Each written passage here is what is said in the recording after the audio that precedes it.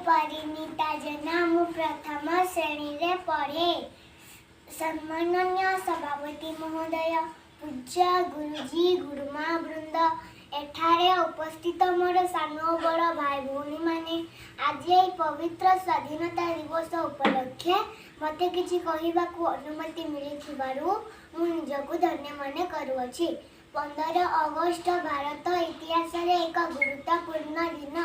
1947 मसीहा एही दिन रे हम देश ब्रिटिश शासन मुक्ति पाइथिला।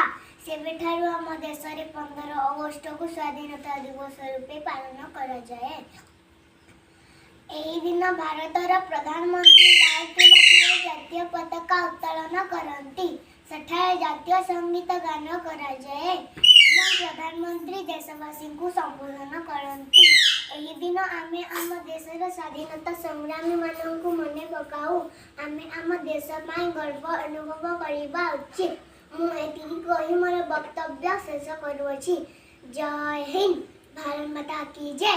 भारत माता की जय। भारत माता की जय।